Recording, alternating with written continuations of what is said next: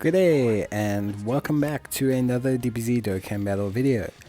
So in this video, following on with the trend of the build of the week, we are going to have the Universe 6 Saiyans, the girls of Universe 6. They are going to take on the Universal Survival Saga SBR. We're not going to have any problems with this SBR. All of these units have 1 or 2 dupes in them. And they're pretty much designed to just absolutely dominate and control out this SBR from start to finish. We're not going to use an item in this first run. The Kale's going to do enough damage to pretty much remove the Bergamo, and then we're going to have the follow-up attacks from the LR, which should be able to stack enough defense to wipe out any threats.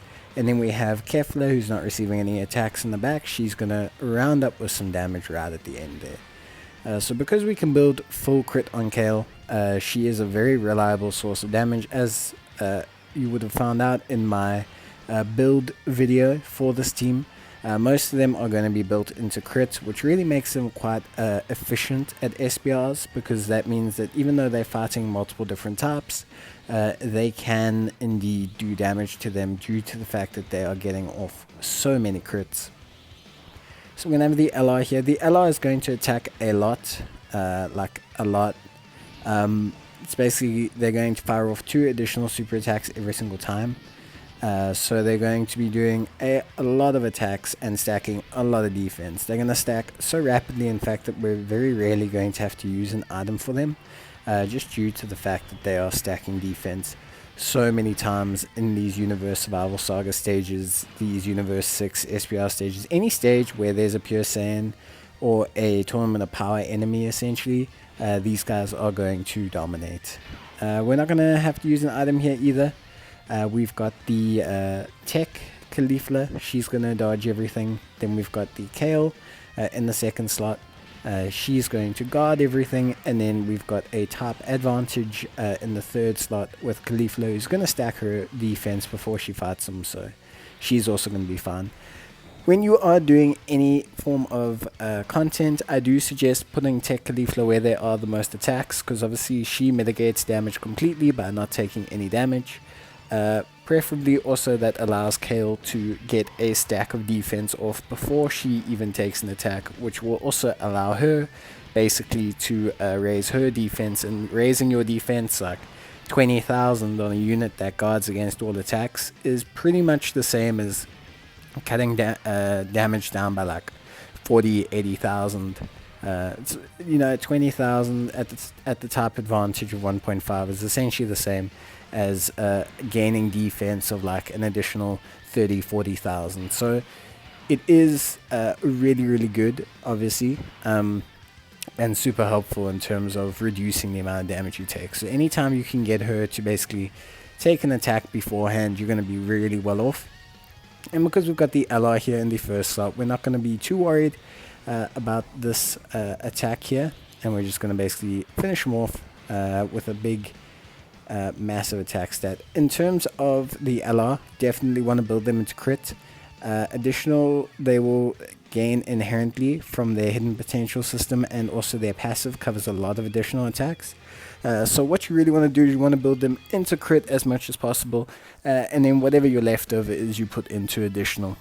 So yeah, I would definitely build full crit on them, because the amount of additional attacks they're going to get off is really going to be helped out by the fact that they are going to get so many crits. And then here we might have to use an item. Unfortunately, if it was 100% Kefla, I would not use an item, because Kefla would have such high defense that we wouldn't be too worried about it. But because she's not 100%, we are going to just maybe use an item here. We're going to get these 7 orbs, so we might actually just leave it for now. Because with 7 orbs she can evade a whole bunch of attacks, which makes her quite solid. 68k only on Kale there, because she can evade attacks with a high chance of evasion when she gets 7 orbs. It's okay to leave her there in the floating slot. Kefla I would put into the main rotation if we had a better Kefla linking partner. And if mine had dupes, or if the friend one had dupes, At 55%, she's still very, very good, but I do prefer her as a floating option in that 55% bracket, just because her defense is not as high as one would really want it to be when you're taking on these kind of stages. But beyond that, Kefla is a great unit, and her floating in this team is still very, very efficient. She can still do a lot of damage. Her defense, her transforming will still kick in. We can get the active skill if we really need to. And considering the kind of brick wall situation we find ourselves in this team, there's really no problem having her kind of sitting back until she's transformed a bit. She's not going to lose out anything. She's not a stacker, so yeah. Really, honestly, perfectly fine. Performance-wise, really, really good so far.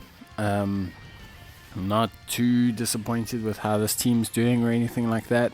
Really impressed so far. So yeah,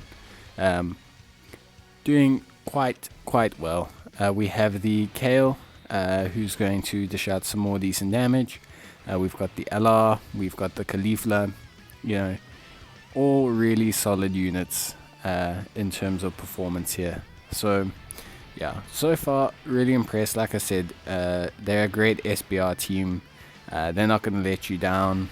You're not going to need to run through many items with them. They're very solid in performance. They only get stronger as the fight goes on, as they stack defense, as they pick up on their additional attacks. So yeah, they're really, really, really impressive. And especially the LR.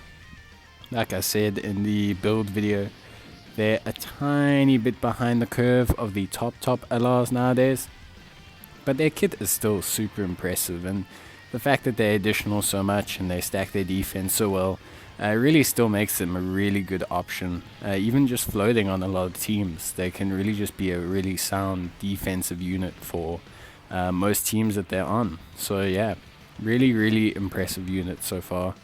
And just the team in general, performing as expected. Nothing too crazy in terms of damage numbers, obviously, but just their general performance is just very, very good. We don't have to worry about taking damage when Caulifla and Kale are on rotation. We don't have to worry too much when Kale and the LR are on rotation.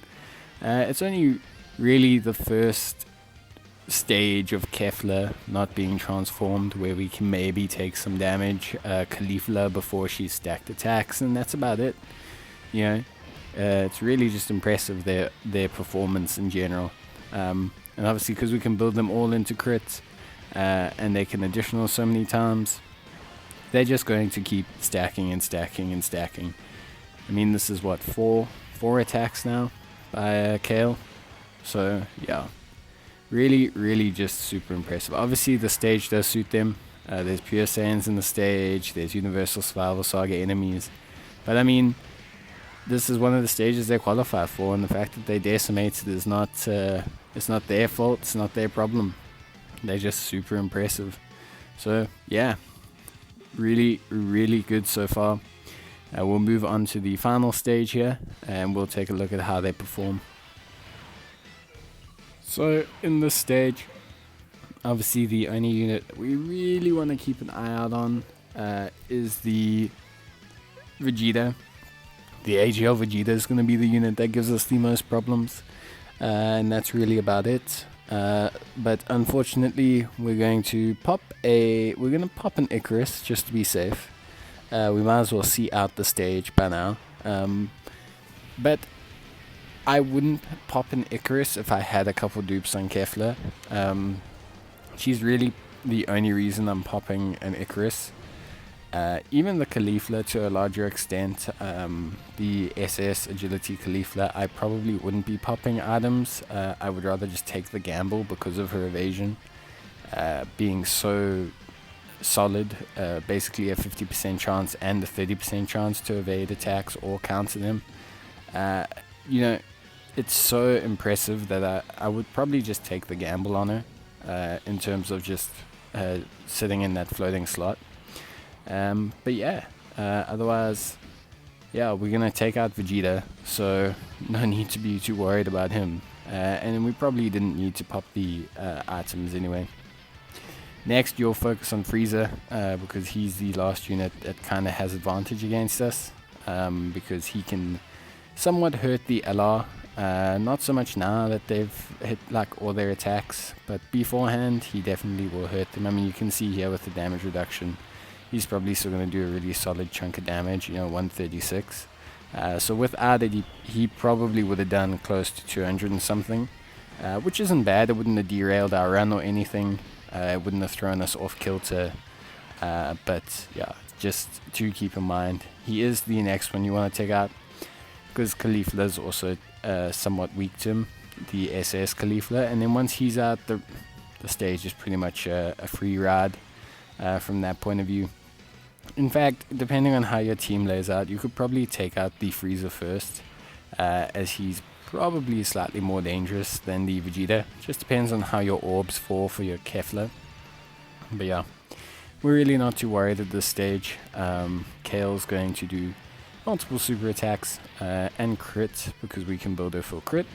And she's probably going to hopefully take out Frieza. Just kind of getting him super low. There's a third one, and then she has a chance to proc another one. No.